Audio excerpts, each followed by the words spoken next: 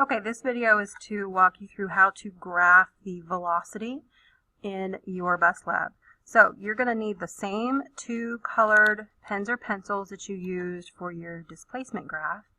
And it would be helpful if you have your displacement graph as just a really quick reference, and I'll show you why. Now we want to make sure that our axes line up pretty closely on the two graphs so that when you compare them, you are looking at them pretty close. So all I'm going to do here is just kind of make sure that my new graph has my x-axis in roughly the same position. So I'm starting from the same edge. So I'm going to make that my 0. And then I'm going to count, same as we did before, whatever your highest time code is. Mine is 1.3. So that's going to be 0.1, 0.2, 0.3, 0.4, 0.5, 0.6, 0.7, 0.8, 0.9, 1.0, 1.1, 1.2, and 1.3. So you can see that on my displacement graph and my new graph that I'm making, that they're going to be in roughly the same position. So now grab your straight edge after you've marked out where your line is going to be, where your axis is going to be. And draw that axis in. Go ahead and number your lines as well. 0.3, 0.4,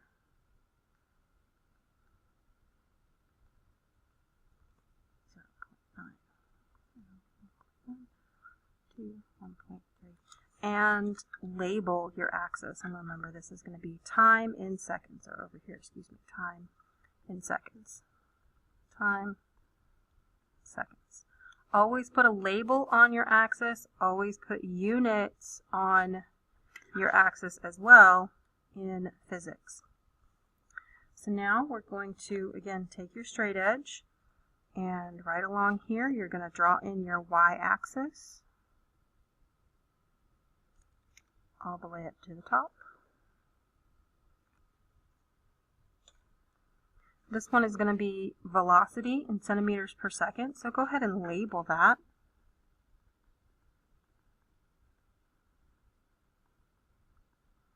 Velocity, centimeters per second. Now we're going to scale it. So remember how to scale. Look at your velocities. Find the highest velocity out of either column. In this case, for me, it's going to be 80.0. Yours will probably be different. Go ahead and circle that so you remember which number you're working with. Then you're going to count how many lines you have available on your y-axis. So I have 1, 2, 3, 4, 5, 6, 7, 8, 9, 10, 11. I only have 11 on this graph. So I'm going to take my calculator and I'm going to do 80. That's my highest value, divided by 11 lines on my graph. 7.2727227. So remember, we always round up when you're scaling a graph, so I'm going to round this up to 8. And on my y-axis here, I'm going to count by 8s. So 8, 16, 24, 32, 40, 48, 56, 64, 72, 80, 88. Now you're going to plot your data. Remember to use, again, the same two colors that you used before. Mark it somehow. Again, I've got mine written in a color, but you can also shade in your headers. So I'm going to do red for that first one, and I'm going to do purple for the second one. You can do whatever colors you like as long as it's two different colors, so you know which line on your graph goes with which data set. So now I'm just going to plot my data points. And I know that you can't see all of the blue lines on my graph paper, but that's okay. You'll still be able to tell what it is that I'm doing. So again, you're looking at time and velocity. Okay, time, velocity, time, velocity. Make sure you're only graphing time and velocity.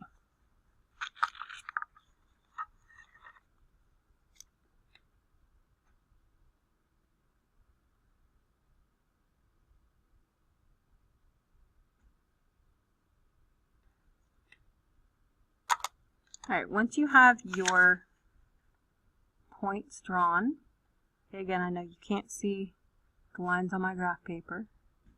There you go. See how I've got them plotted there? You're going to take your straight edge and you're going to draw a straight line connecting your last point with 0, 0. Okay? Connect your last point with 0, 0. It does not matter if anything else falls along that line. You're going to connect your last point with 0, 0.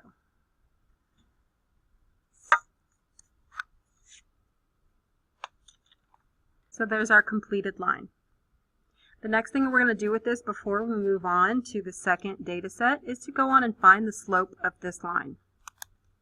Now since our line starts at 0, 0 and it ends here at the very last data point, go ahead and write in whatever your very last data point is. In my case, it is 1.0 seconds, 80.0 centimeters per second. Okay. We know that it starts at 0, 0 and ends right here. So the slope, remember, is going to be the change in velocity divided by the change in time. In this case, the change in y over the change in x. Remember, rise over run. So for our first data point, that's going to be 80.0 centimeters per second. Always write your units. Divided by the time, which is 1.0 seconds. If you need to plug it into your calculator, go ahead and do that.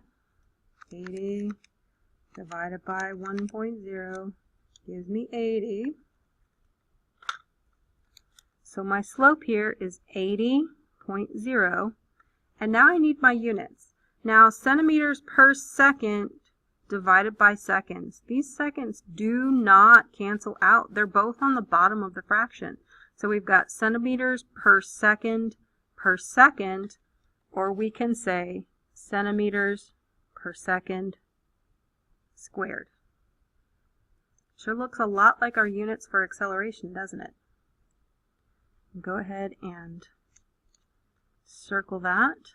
Notice I've done all of this in the same color, so I know exactly what information goes with which data chart.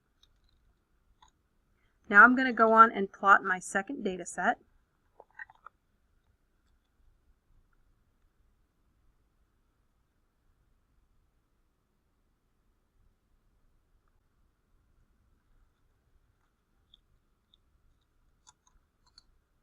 And then again, we're going to connect 0, 0 to the very last dot.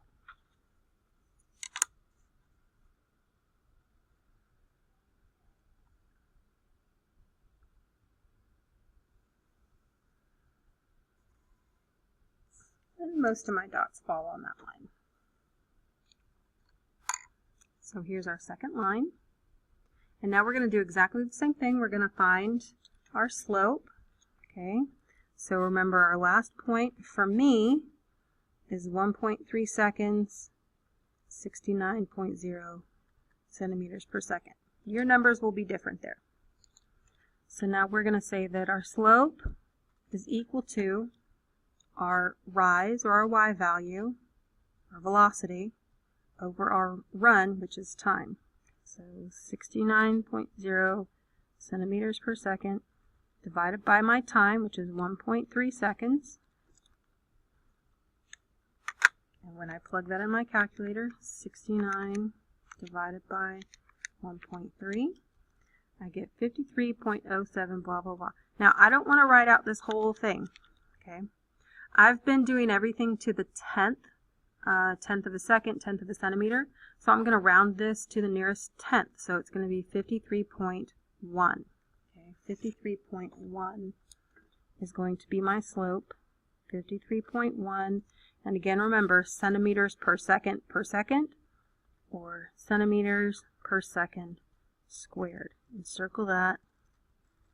Again, all in the same color.